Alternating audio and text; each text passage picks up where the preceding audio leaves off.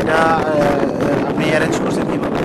এটা আমি 18 বছর লাগছে ওই বডিটা বানাইতে। বডি বানাইছে আমি রেসিং বডি, ওটা নিয়ে মনে করেন রেসে যাওয়ার ইচ্ছা আছে আমার এক্সট্রা।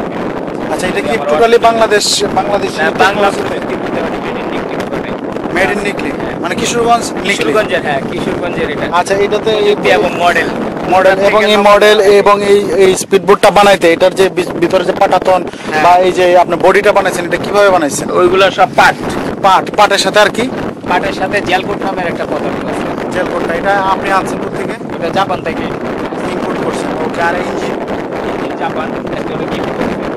আচ্ছা, আপনার টোটাল বডিটা, আর আপনাকে যদি যেহেতু আমাদের দেশের সম্পদ পাট আছে আর এই মেডিসিন যদি আনা হয়, জানেন আমার বাকি এলাকা যে আমি যদি গরিবদেরকে হেল্প করতে পারি, মনে করেন জেলে নৌকাগুলা দিয়ে আমাদের পরিবেশের ভারসাম্য হারিয়ে ফেলতেছে। প্রতি বর্ষার সিজনে মানে কোটি কোটি পিস মানে শিমুল গাছ কাইটা, বড় বড় গাছ, ভেন্ডি গাছ কাইটা মনে করেন যে পরিবেশকে বায়ুমণ্ডলকে কাইতে ফেলাইতেছে, পুরো নাজেহাল অবস্থার দিকে ঠেলে দিতেছে। আমি চাইতেছি এটা একটা রোধ করার জন্য যদি আমাকে অর্থনৈতিকভাবে সরকার পৃষ্ঠপোষকতা দেয়, তাহলে আমি এটা নিয়ে মানে কাজ করবো আর কি, জেলেদের জন্য এবং পাবলিকের জন্য। আচ্ছা, তাহলে তার মানে করবো যেন 6 বছরের গ্যারান্টি এবং 50 বছর যায় মিনিমাম একটা বোট। আচ্ছা, যেমন এই বোটটা বানাইতে আপনার কত খরচ হয়েছে? এই বোটটা বানাইতে অনলি 45,000 টাকা শুধু বডিটা বানাইতে। আর এই বডিটাতে আপনি কি মনে করেন এটা কতদিন টিকবে? ওই বডি 50-60 বছর যাবে। বডি থাকবে সম্পূর্ণ বাংলাদেশি কিশোরগঞ্জের নিকলি টেকনোলজিতে। হ্যাঁ, পুরাটাই মানে মডেল সহ যা আছে সবই আপনার ছাড়া তৈরি হয়েছে। আচ্ছা, আপনার নাম? মাসুদ। আপনি এই প্রশিক্ষণ কোত্থেকে নিয়েছেন? কোনো প্রশিক্ষণ নেই, আমি সাবমেরিন বিভিন্ন জায়গায় মানে পার্ট টাইম জব করছি, আর্মি ক্যাম্পে, র্যাবে, মনে করেন ওয়াটার লাইনে আর কি।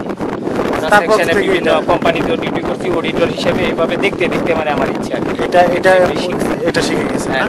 তো এখন আপনি বাংলাদেশ গভর্নমেন্টের কাছে, সরকারের কাছে আপনি কি চাইবেন? যে আমি চাই যে আমার মেটালগুলো এবং জেড ইঞ্জিন যেন রপ্তানি করার অনুমতি দেয়, ট্যাক্স ফ্রি, মানে আমদানি করার অনুমতি দেয়, ট্যাক্স ফ্রি। তাইলে আমার মতো খুদে যারা বিজ্ঞানী আছে বাংলাদেশে বা গবেষক, তারা অবশ্যই একটা না একটা কিছু দেশের জন্য শোনা বই আর কি। জেড ইঞ্জিন আনলে আমরা এয়ারকে বানাইতে পারতেছি, হেলিকপ্টার বানাইতে পারতেছি, 2-4-5 লাখ টাকার মধ্যে কিনতে পারতেছি। মানে আপনি যেটা বলছেন না, কিছুক্ষণ আগে বললেন যে আপনাকে যদি জেড ইঞ্জিন দেওয়া হয় কিংবা এই যদি রসদ দেওয়া হয়, তাহলে আপনি কি বলে সিপ্লেন বানাইতে পারবেন। সেটাই সেক্ষেত্রে হাওর এলাকায় সিপ্লেনটা ধরুন হাওর এলাকা থেকে ধরুন শহর এলাকায় রোগী নেওয়ার ক্ষেত্রে অ্যাম্বুলেন্স হিসেবে ইউজ করতে পারবে তারা। অ্যাম্বুলেন্স সিপ্লেন পাবে মানে 6 লাখ বা 7 লাখ টাকার মধ্যে যদি এইরকম হাওর এলাকা প্রত্যেকটা ইউনিয়নে যদি এরকম 2-3টা করে সিপ্লেন থাকে, পেট্রোলে চলবে, তাহলে আপনি মনে করেন যে হাওর এলাকায় মানে চিকিৎসা ক্ষেত্রে একটা মরবে না আর কি কেউ চিকিৎসা ক্ষেত্রে।